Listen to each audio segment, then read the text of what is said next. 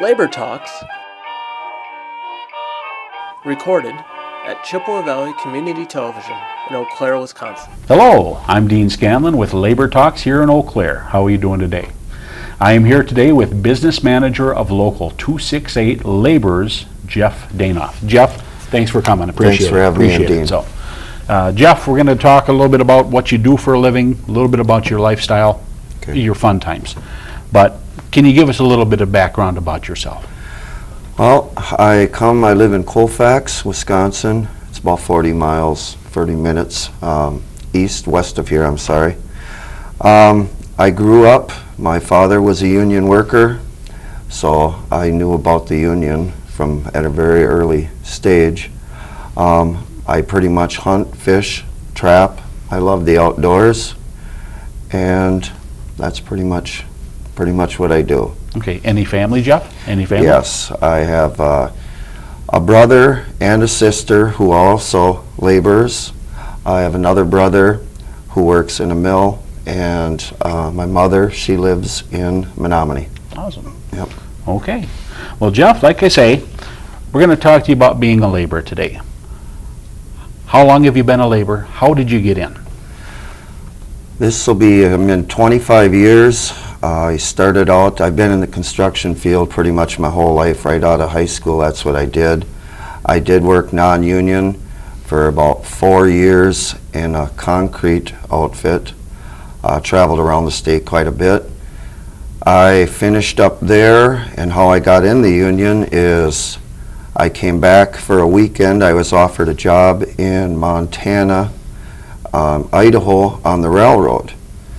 So I came home, it was the fair. Before I left, I had to get my muffler fixed on my truck, and it's probably the best thing that happened. I was at the fair, I met with a crew, they offered me a job, and then I started doing pipeline, and when we started out, we were running actually north of Eau Claire here, when we were running gas line out around the lake. Awesome. Okay, good. All right, Jeff. Well, as you are the business manager of Local 268, can you tell me what is the role of the laborer in the workforce today? The laborers, we have other trades, the carpenters, operators. Basically what we do is we'll tend, which that means we help out like the carpenters and that. The laborers, we do a lot of the grunt work.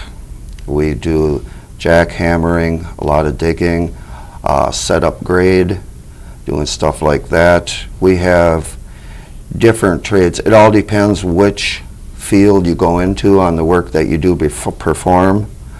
But it's pretty much, there's a lot of different work. Like I say, we cover 4 different fields where we have sewer and water, we have building trades, pipeline, basically stuff like that. Distribution, which is cable, gas services, and that's pretty much the work that we do. Okay, Jeff. Now you mentioned a couple trades there.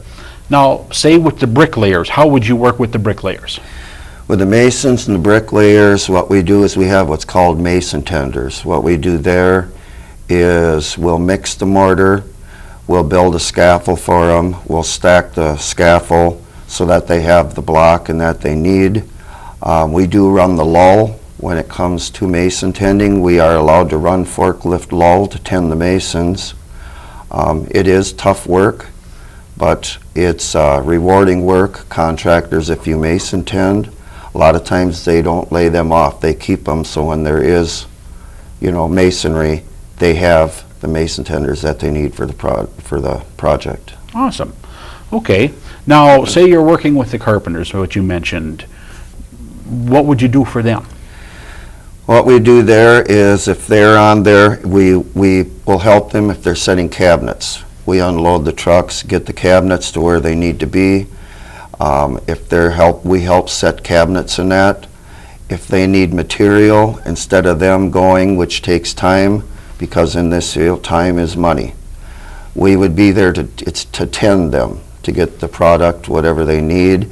If they need us to run and grab something else, we do that, and it's basically tending them. If they need something, we help. We do keep the site clean so that it's safe. You're not tripping and falling over anything.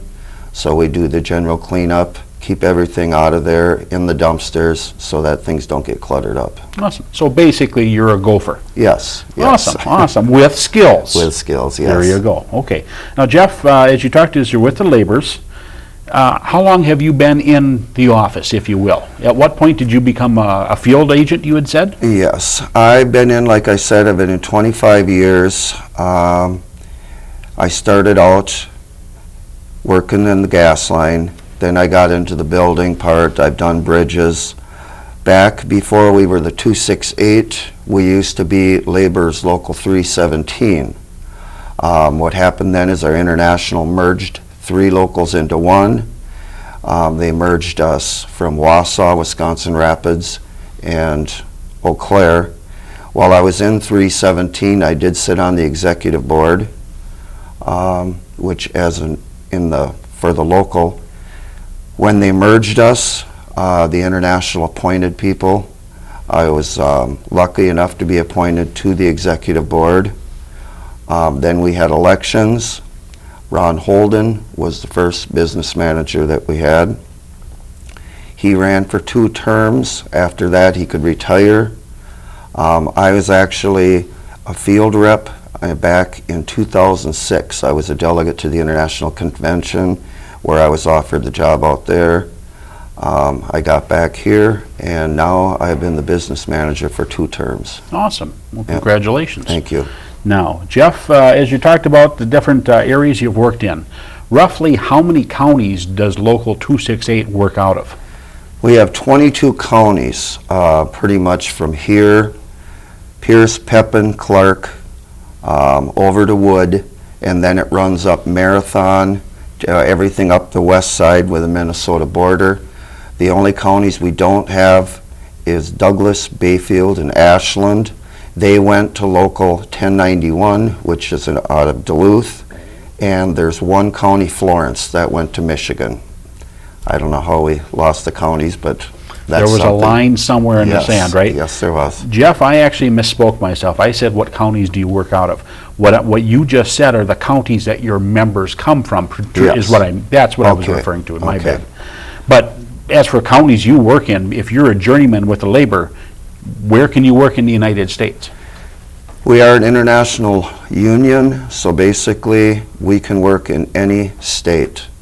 We do have reciprocity, which means if you go work in a different state, that you can get your health hours and your pension hours sent back to our home fund, which is in DeForest.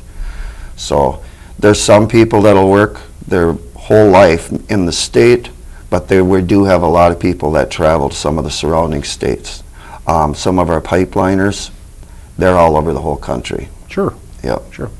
Okay, Jeff, when you mentioned your health and pension hours, what does that mean? Say I'm working and I accrue these hours towards? Mm-hmm.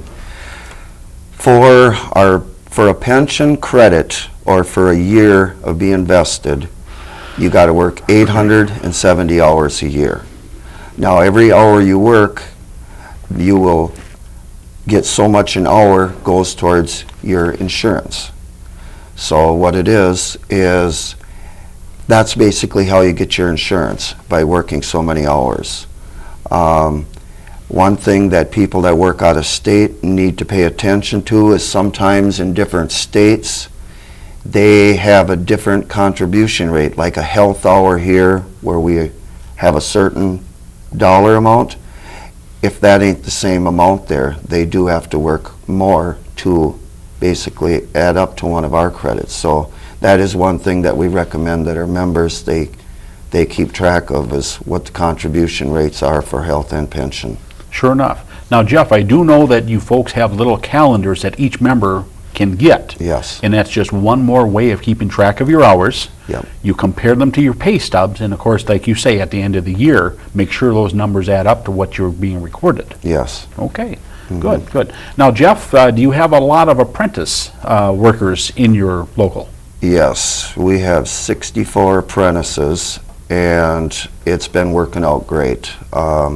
At first, when he started, like with everything, some people are leery, contractors, they sort of wanted to, I need the guys there, I need them for work.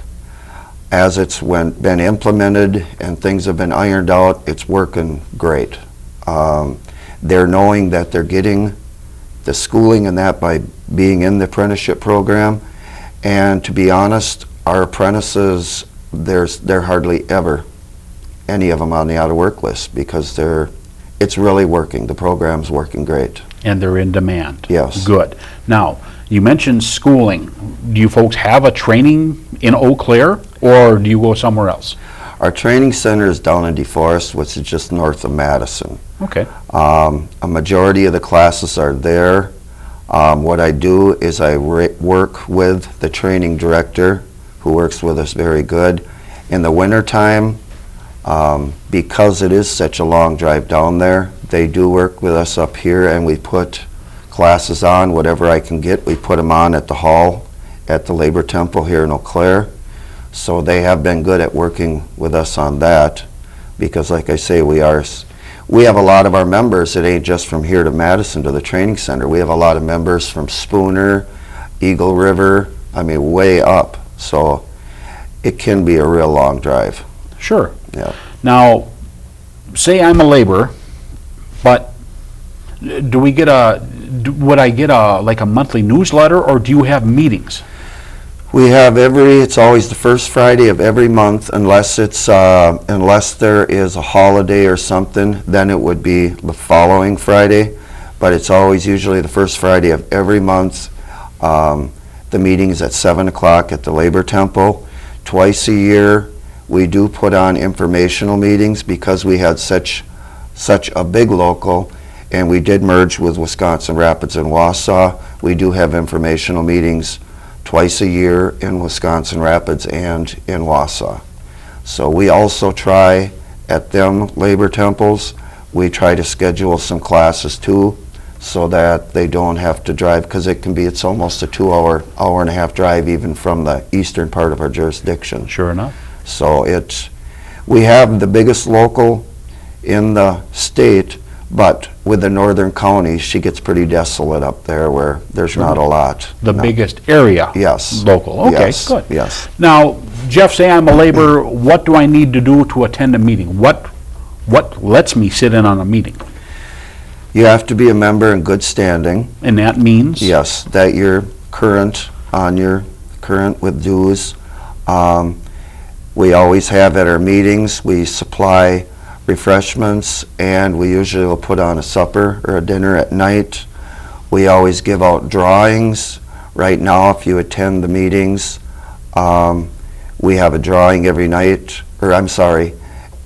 meeting for a Carhartt jacket for a local. We give out, there's lots of little perks. The best thing about the meetings is what I tell the membership, it keeps you informed. It keeps you informed on political stuff that we're battling with, how we need to get the word out to the membership, and it just to find out the work that's coming up and the work around the area and stuff that's going on in the local and the state. Sure. And then, of course, at those meetings, if you were to have a training event coming up, you would announce it ahead of time as well, correct? Yes, we do. Good. We also have a newsletter that goes out of our district council. We just had one. I got a call from the director down there, and they're doing a mailing next month, so that we put in some key points that we wanted to get out to the membership from the local of stuff coming up and concerns that we're dealing with now. Okay. Now there again, Jeff, say I was skilled somewhat in the trades. What would I do? Would I come to the office, try to talk with somebody to see if I'm not skilled enough, how would I get in? Basically, what we like to do is we actually do talk with non-union members that are working construction.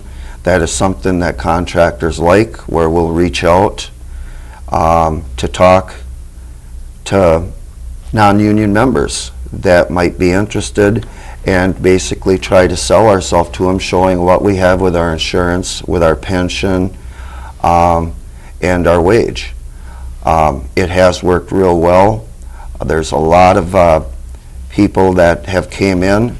And basically, I'd also like to add, when we do this and bring them in that have got the experience, they do not need to go through the apprenticeship. If they can show that they got years of experience and know it, it works out great. The contractors really, really like that. And like I say, we brought in quite a few. And the ones that we have, what we call it, is stripped. What we do there, once they get in and find out, it's all different than what they've been told. I mean, they've heard basically horror stories about how all the union wants to do is take your money. That's all they're going to do. And when they find out how that's totally not what the union's about. Right. So if I came in as a laborer, I would probably be making more than the average non-union worker, but then I would have benefits and training besides, which all Yes. comes out of my dues, and that's the reason you pay dues, correct? Correct, correct. Okay. We have that with the dues. Basically, that helps like we have 2 field reps that go out, go around jobs, checking on jobs, getting stuff out to the membership, and that's basically what funds and pays and helps keep the local going. Okay. Yeah. All right. Well, it's good to know. Now, Jeff, with the implementation of right to work, has it affected the laborers yet, or what does it look like? Biggest thing what we've heard from the membership is, naturally, just like when this happened with us, it happened so fast, we didn't know everything there was to know about it. There's been a lot of questions. We still have contracts that are binding that we'll find out next year. From what we've talked with the membership, I haven't heard anybody that's saying, I'm done, I'm not going to pay dues. I'm hoping. That's why the big thing was what we're trying to do now is get everything out there that we know about this right to work and show right to work states and what it's done and what the wages are in them states now. The one thing with us, it's just trying to educate the membership and letting them know. We've worked with the contractors and with the other trades about trying to get as much information out there to show how right to work is terrible. It's terrible for them. It's going to hurt everybody. Not just they say it hurts the union, it hurts everybody. Sure enough. Everybody.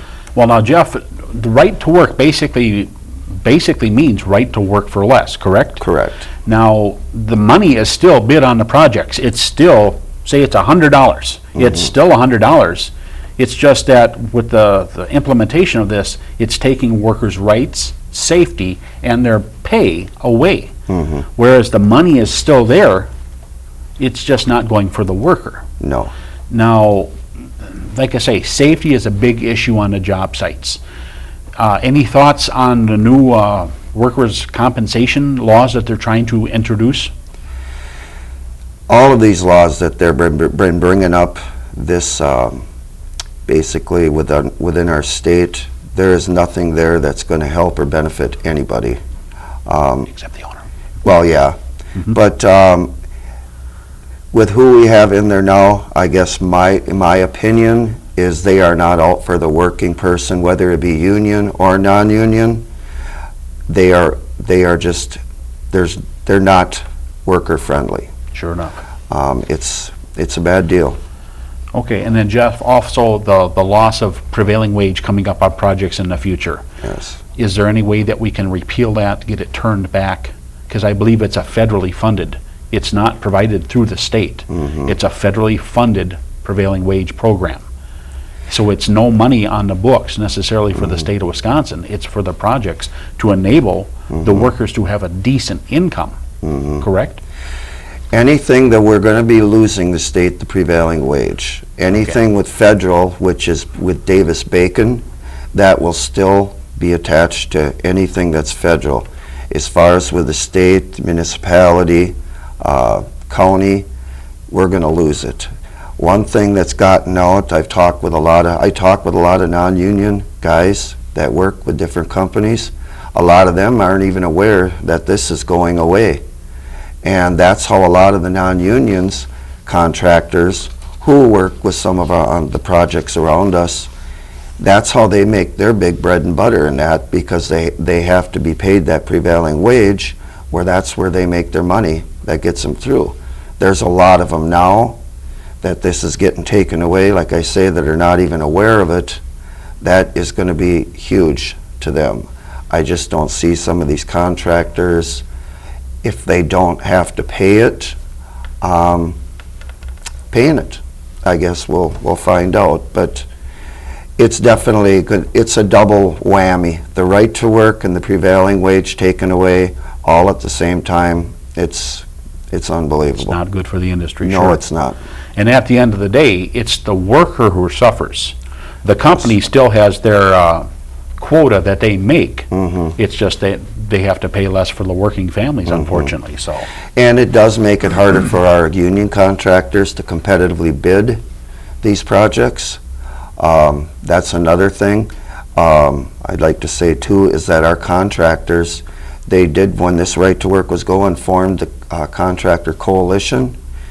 They did not want this right to work any more than any of the trades did. Even them, where they were shocked. They didn't want this. Some of the people that they had supported who got on board and just basically agreed to this. So it was something that was pushed on all of us that none of us wanted. I think a lot of people, what happened around is for some reason why our governor they liked him, is there's people out there that don't like unions, whether it's because we make a very good wage in that. What I've always told them people is, instead of fighting with us, come and join us. Let's do the apprenticeship. But it's a bad deal with the way our state is right now. It's a bad deal. okay. Well, hopefully we can work with the people, and hopefully we can bring back our Wisconsin values. Yes. Jeff, can I offer you a chance to say anything else? No, that's pretty much it. I appreciate you taking the time and inviting me in. Well, it's truly been a pleasure as always, Jeff. Thanks Thank for you, your Dean. time, okay? Thank you. Okay, folks. Well, that appears to be what we have for today. I would like to thank the Wisconsin Labor's Local 268 Business Manager Jeff Deahoff for meeting us here today. And a final note, I would like to also say that Labor Talks is on channel 993 twice weekly. You can also use your favorite search engines with keywords Labor Talks and CVC TV, to find us on YouTube.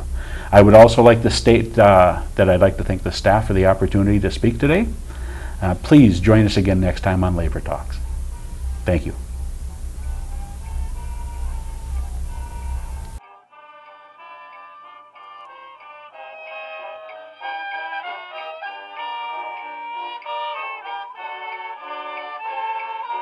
Chippewa Valley Community Television is made possible by continuing community support. If you would like to volunteer or make a donation, you can contact us by calling 715-839-5067 or on the web at www.cvctv.org.